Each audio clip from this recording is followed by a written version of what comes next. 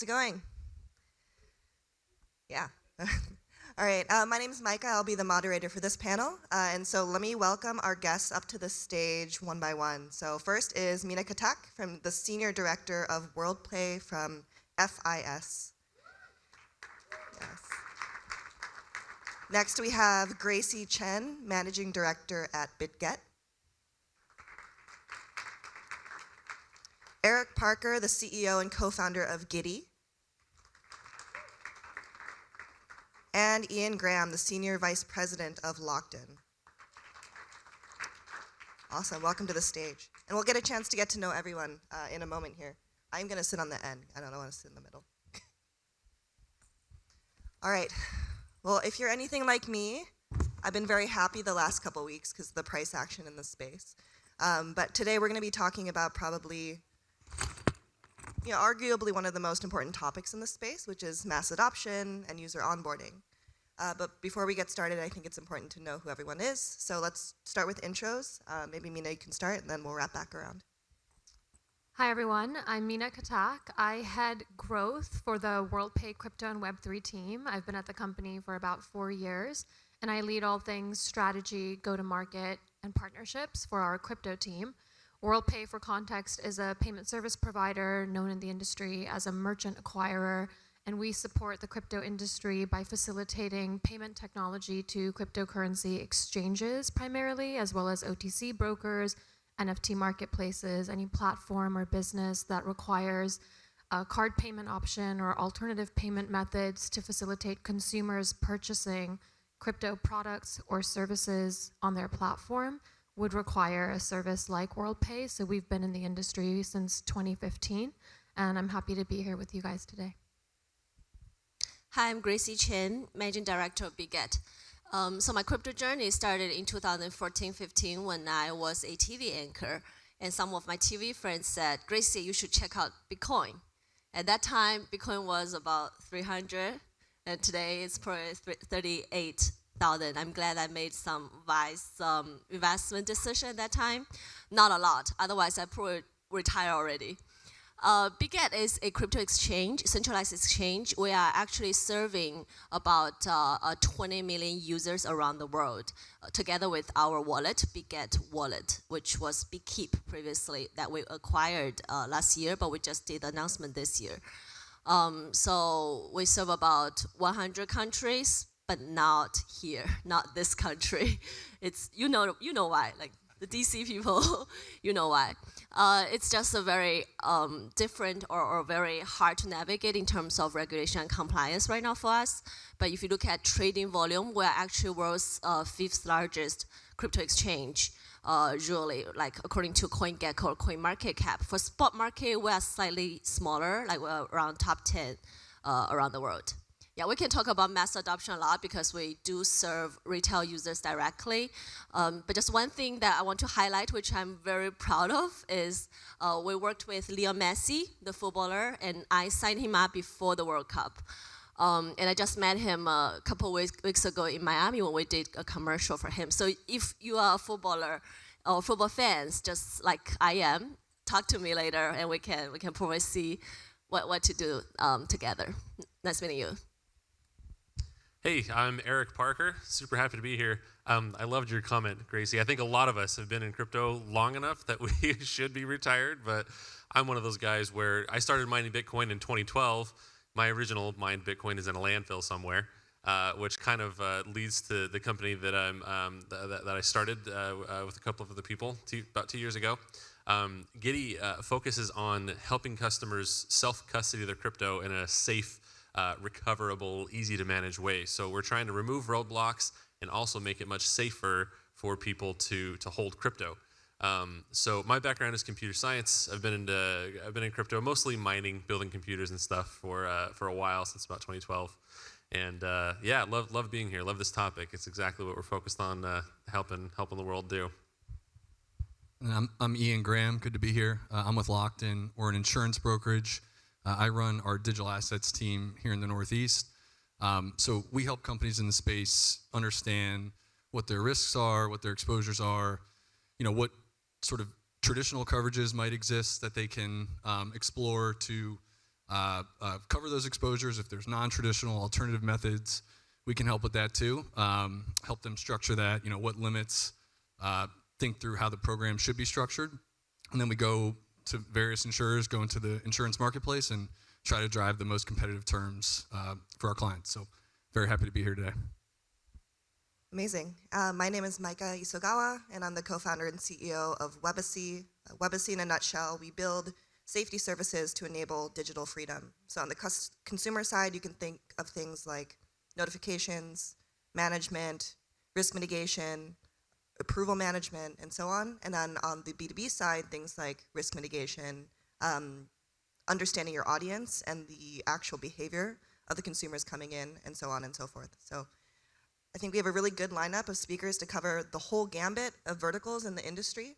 And I want to get started with something kind of softer. We can ease into it. I'm assuming there's a lot of companies also listening that are interested in Web3 or have a Web3 vertical. So maybe, Eric, we can start with you. But what are some of the challenges and opportunities we have when it comes to user onboarding? Yeah, thanks. Really good question. There's a couple specific things that I think we're all aware of. The risk of the asset getting lost or stolen. And for a long time, I think people were relatively comfortable with the idea of having someone else custody their assets for them. Unfortunately, the last 2 years or so, we've seen firsthand what can go wrong if you have someone irresponsible or otherwise, prone to malfeasance custodying your crypto. It's not that different from a bank that you can't trust or a credit card that gets their accounting wrong. There's risks in having other people manage your crypto for you, and there's risks in managing it yourself. The idea, the allure of crypto is so profound. I think philosophically, so many people connect with this idea of self-sovereign money, of there's privacy built in, there's global reach, there's speed.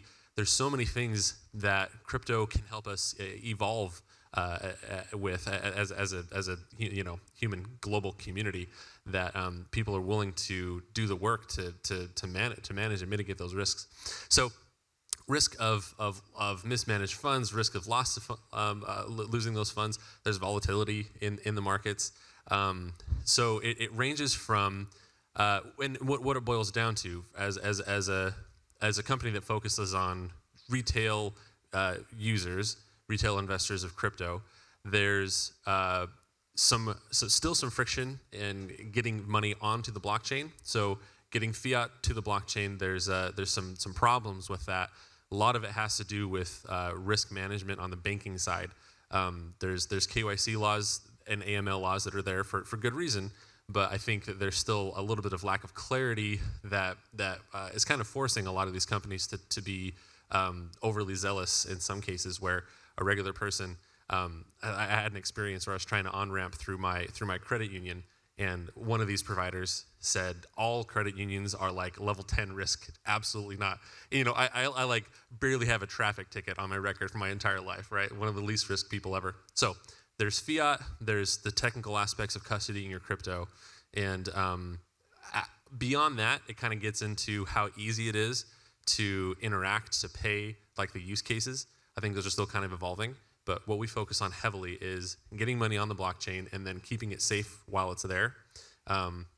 There's been definitely big strides in those areas, but also still some room for improvement. Oh, 100%. And financial transactions are probably one of the biggest use cases in blockchain. So Mina, do you have anything to follow up with that? Yeah, absolutely.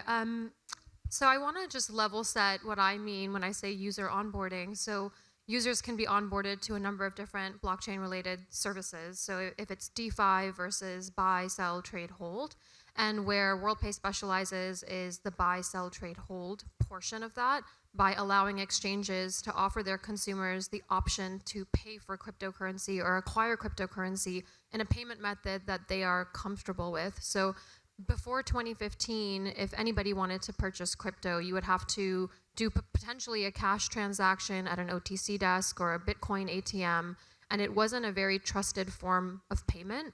And I think when you offer something like a Visa or MasterCard payment option, consumers feel a little bit more comfortable that I'm purchasing something with all of the might of consumer protection that the card schemes provide for me.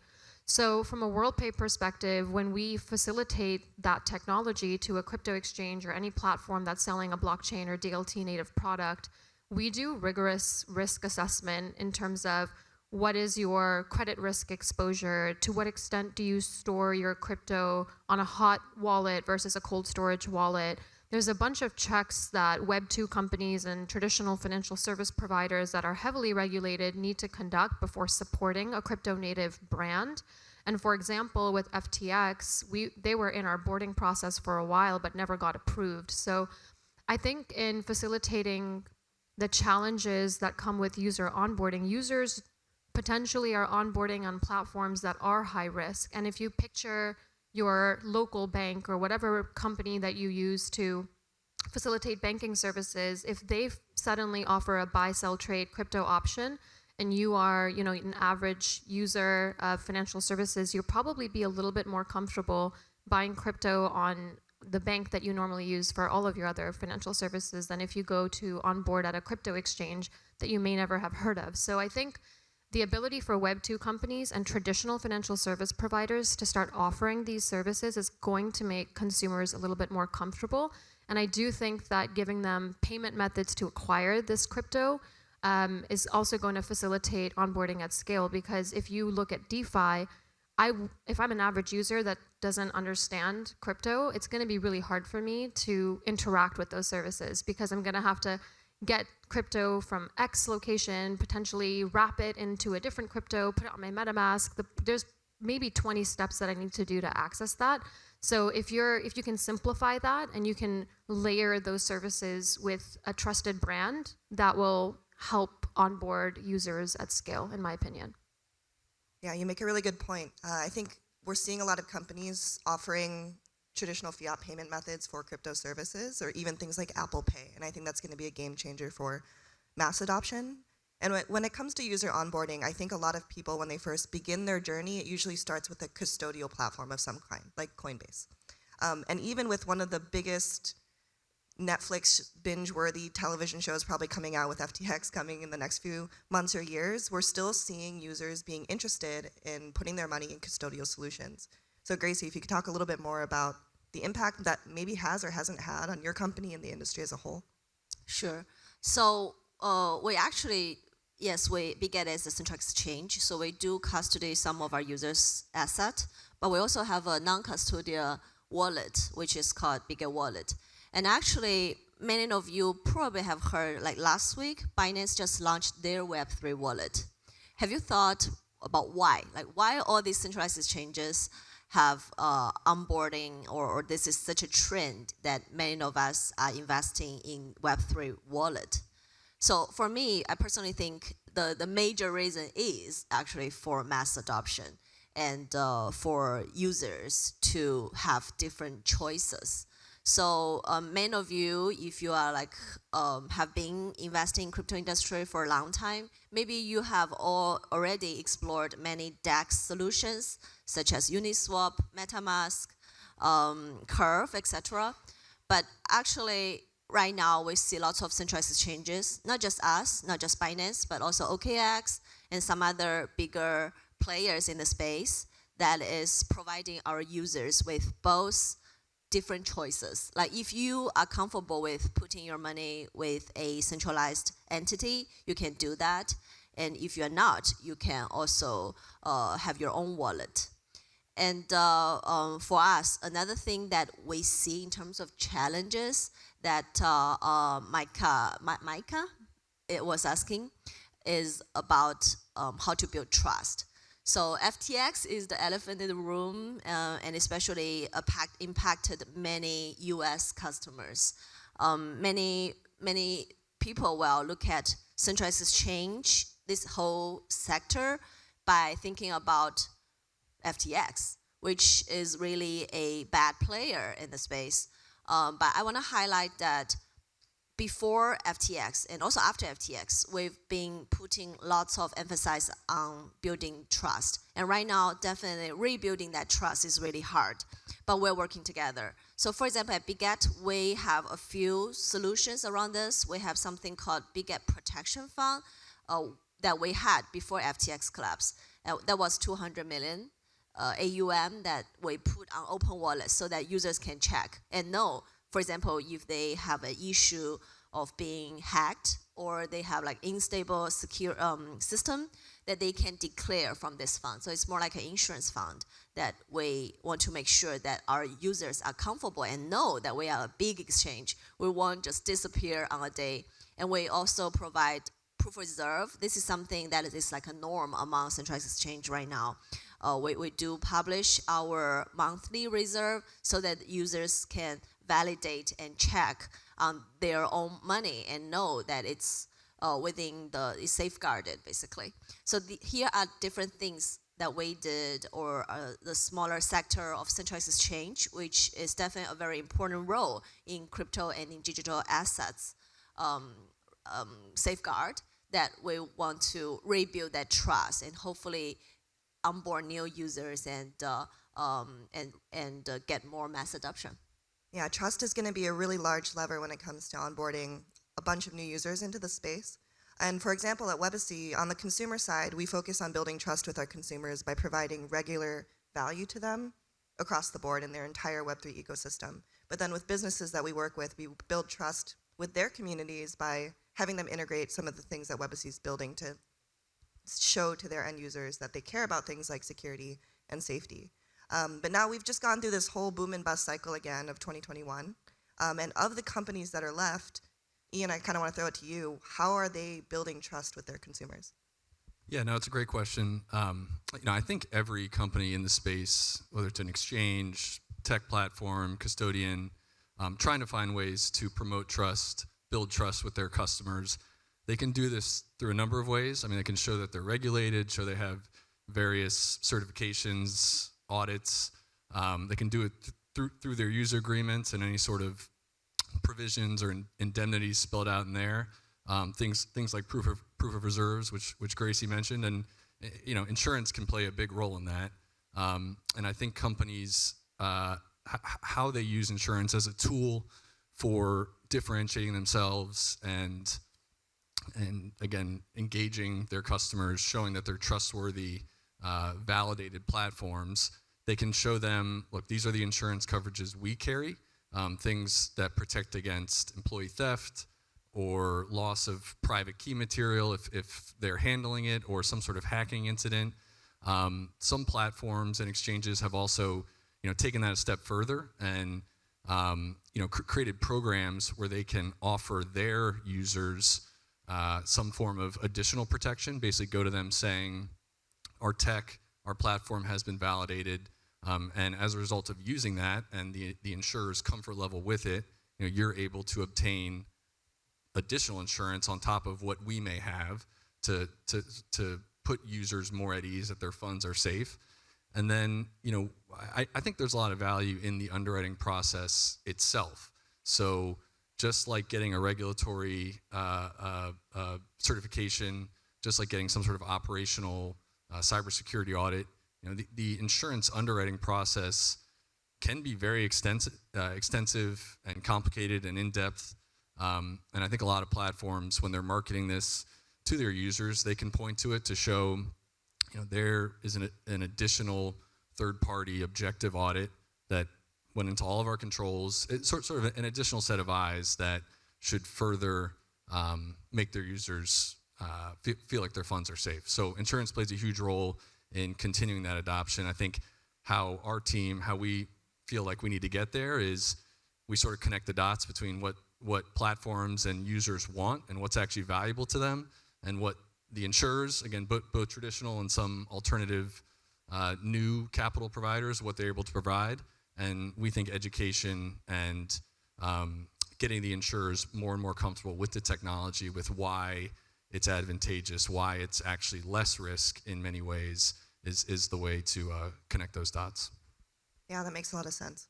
So say that we gain the trust of users and they understand the technology a little bit better, maybe we abstract it away, what makes people actually want to put money on the blockchain? What's the value prop? And Eric, maybe we can start with you because you have a consumer-facing application. Sure. So what makes people want to put money on the blockchain? I was one of our investors. They recently started doing this series of education things and feedback for some of their portcos. And one of the things they were talking about is finding product market fit. What was said that struck me was if in order to find product market fit, you have to find someone who is desperate. And those desperate people are then willing to leave the safety of what they know to try something else. Pulling money out of your bank account and doing anything with it, it doesn't feel amazing unless you have a purpose for it. So that to me says, what are the use cases that will get people not only excited, but actually willing to move, to be an early adopter. It's not that dissimilar from people who were, who started to do their business in 1989 and 1991 on the internet, right? These crazy people who were sending messages on computers to other people. What got them to do that? They realized the limitations of the current system, the opportunity of the new one, and I think where the rubber meets the road in our industry, there's a couple of things. And I liked what Mina said a minute ago about this 20-step process to get your money onto the blockchain and then figure out DeFi and start earning yield and all that stuff. That's actually the first thing that we started with at Giddy. I like to say that we were doing account abstraction before it was cool, which is there's so many layers to that horrible joke that what it basically means is that we focused on making it so you didn't have to worry about gas payments. You don't have to worry about smart contract approvals. There's multiple ways to recover your money if you lose your password or your phone. And there's a couple more interesting things that go into that. But what that gives you access to is decentralized finance. And at the moment, there are a lot of layers of traditional finance that are gated. You have to be an accredited investor to go earn a relatively small amount of interest in various different investment vehicles. And there are good reasons for that. Obviously, that regulation is there for a very good reason. But for a lot of folks who don't have financial opportunity, they feel like they can't get it unless they are already rich. And if I'm already rich, what's the point of taking even more risk with my cash? So what decentralized finance finally was able to do is to say, if you have $5, you can go lend that to whoever, Uniswap, to provide liquidity, get exposure to an asset, and also get yield on that asset. It's one example of what you can do with decentralized finance. There's lending protocols, and there's a lot more being developed right now. But the promise of crypto, decentralized finance, is that anybody with internet can access this new system, and it's global, it's permissionless, it's trustless, it's transparent. And if it's working like it's supposed to, you have this new system that previously was inaccessible for transmitting value, for gaining value, for investing, for escaping crazy inflation. I think just this morning on Twitter I read that Argentina inflation had reached 148%. Which I saw it on Twitter. Don't quote me, go look it up. But that kind of thing, you will feel, you can imagine that person is feeling desperate. The bank failed me, my investments failed me, my currency failed me. I have to figure out something. And crypto and decentralized finance is an escape from a system that is failing people. 100%. I think DeFi and digital assets is promised land. Although I think we have some steps to go before it becomes easier for people to use it. I mean, just the other day, my team and I were spending some time, just degen time, trying to figure out all these DeFi protocols. And if you've tried to stake money in a liquidity pool, it's really hard. It's not just easy. That's why you got to get the Giddy app. Exactly. Well, One-tap staking, TM. I use Giddy. It is easier, but you have to bridge, you have to wrap, you have to stake, and then you have to unwrap and then claim your rewards. It's very complicated for the beginning user. But I do want to actually hear from Mina how you think, what is enticing the users to transact? What is pushing them to do so, especially with your company? Yeah, absolutely. I think a lot of the way money moves around the world in its existing form is based on technology that was built in the 70s, and there has been no innovation in a material sense to change that. I go to conferences like Money 2020 and a lot of fintech conferences around the world, and what everybody's doing is tinkering on the edges and innovating on the edges where the base platform or the base infrastructure is so antiquated and slow and expensive and inefficient that people are trying to fix little bits and pieces of it and little niches of it. And then this new technologies come about and it changes all of that. Now you can natively, with the internet, move money from A to B the same way you send a text message, right?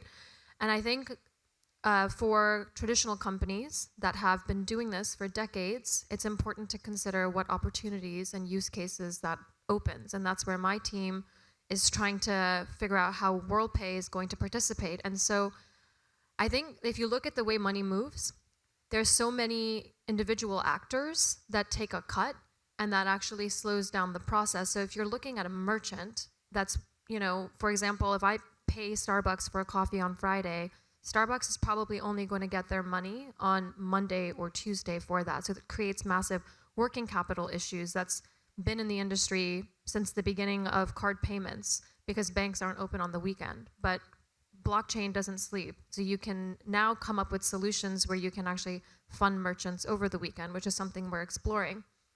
Think about cross-border payments. So cross-border payments through the correspondent banking system, you need maybe 10 banks involved for a leap from a developed market to a developing country. And those fees can be somewhere between 3 to 15% that the individual user is paying. So I agree with you, Eric, about how desperation drives innovation in a way and drives change and switching in terms of what you're used to. But when we talk about onboarding new users, what Worldpay is trying to do is figure out how can we leverage the technology. And I think it's very important to distinguish between crypto as an asset class versus the companies that are innovating in crypto versus the technology itself. And I think the technology itself has so much potential. And I think companies that have hired, blockchain experts, crypto teams, invested capital in this know that. And we're building for the future. So I think there's a lot of noise in the market and a very negative narrative when you have companies like FTX and you have regulators in different markets that are really clamping down, and that does create a negative sentiment and potentially it interferes with retail prices for investors. But a company like Worldpay or a Visa or a MasterCard are looking at how we can move money, leveraging this technology to make it more efficient for merchants to get paid, to move money from A to B, to reduce the settlement time that can be days and days, to reduce the costs and to create a more efficient system and leverage a brand new technology to replace or enhance or augment what we've been using for decades that doesn't really work. Absolutely. And today is called the future of digital assets, so it kind of begs the next question. And Gracy, maybe we can start with you. What is next? What's new? What should we be looking for in the coming years? So what's the future of digital assets? That's a big question. I guess I can tackle it more from our point of view, like what are the things strategically that we are working on. We talked about briefly about the fact that we're bridging DeFi and CeFi. I think this is definitely a future, a trend that many exchanges and many people are working on.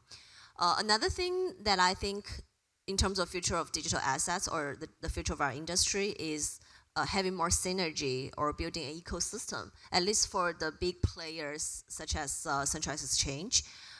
It's like this current bull bear market is very different from 4 years ago. We actually started 5 years ago, and when we started the company, Bitget, like right a few months later, it was the last bear market, like a very big crash down. And we even thought about closing it. But anyway, at that time, the competition among the big players is just probably about onboarding users, trading volume, how many DAU do I have. It's quite straightforward in terms of at least the business of centralized exchange. However, this bear market or this bull market maybe is actually a lot about ecosystem. So actually on Monday, we did a big announcement, not Bitget, but we have like a strategic partner, which is our VC, Foresight Venture. They actually acquired a crypto media, The Block. So it's quite a news in the industry. But it's also about this, ecosystem growth that we do together that is going to build a better future for the industry, because there will be synergies and there will be multiple choices. Just like Bitget, you can do centralized exchange trading, but also at Bitget Wallet, you can do decentralized swap rather than going to Uniswap. You can just do all the swap. And we actually integrate all these mainnets already, at least more than 10 mainnets, such as Polygon, such as and all those aggregators of the decentralized exchanges, so that our user can have the freedom to trade on both. So the synergy of ecosystem growth, I think that's another future that I'm observing. I'll just share with these two so that we can talk about other stuff as well. Did you just call it a bull market?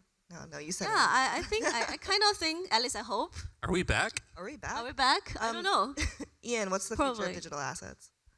So from my standpoint, I think it is continued education of insurance markets, getting more and more insurance markets to really understand the space, to understand why it's different, why it's better for them, and really what the opportunity is. I think they all understand that it's not going away, that they need to define some sort of strategy for what they're doing in the space, but getting them to sort of get past the headlines and really understand what's going on, and again, why that improves aggregation of risk for them and is actually solving problems for clients. I mean, insurance is usually in the background. People don't really want to use it, or it comes into play and helps different parties transact with each other. I look at different industries like hedge funds, broker-dealers, even banking going way back when. I mean, insurance did play a critical role in allowing counterparties to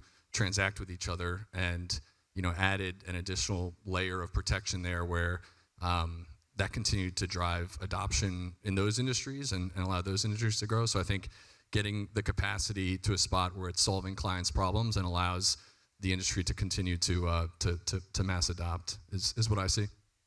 Yeah, I think insurance is actually a really great signal for mass adoption, because if you think about it, insurance is nascent in all of our lives. Health insurance, home insurance, hand insurance if you're like a hand model of some sorts. But we're coming up on time, and I want to give everyone a chance to tell everyone how to connect with you, where to find you, your companies, and so on. So Mina, if you want to kick us off. Sure. You can find me on LinkedIn if you search my name, and you can probably reach me after the talk if you want additional contact details. But if you Google me, you'll probably find me. If you Google Worldpay, there's a generic email, but that's probably not the best route. But feel free to connect after the talk. I'm active on Twitter and LinkedIn. So for Twitter, I actually write about personal investment and, of course, company update on Twitter on a daily basis. I myself manage that account. I don't have like a big team doing that for me. So if you find me on Twitter or LinkedIn, that would be very helpful. And I also want to highlight that Bitget has many. Like we mentioned, we have this ecosystem. So we have an investment team that we can put in money. It's actually 400 million AUM, USD AUM asset management that we want to invest in crypto space. And we have Bitget centralized exchange. So we also have listing team. So if you have a project that you want to be listed, talk to me. We have Bitget Wallet that I know Webacy is actually working with us on certain functions already. And hopefully we can get more collaborations from the audience team. And I'm more than happy to maybe stay for 20 minutes after the event to talk about potential collaborations. Thank you. Eric Parker on LinkedIn, Twitter, and the company website is giddy.co. Our app is on Android and iOS. It's in 140-something countries, 150. So go grab it, give it a try. I would love to hear from you, what the experience is like. So we're really focusing on trying to make the tech transparent, and mass adoption is the name of the game. So I would love to hear from you.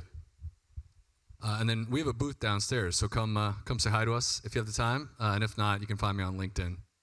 Awesome. And Webacy is at mywebacy on Twitter, and I'm at Maika Isogawa on all socials.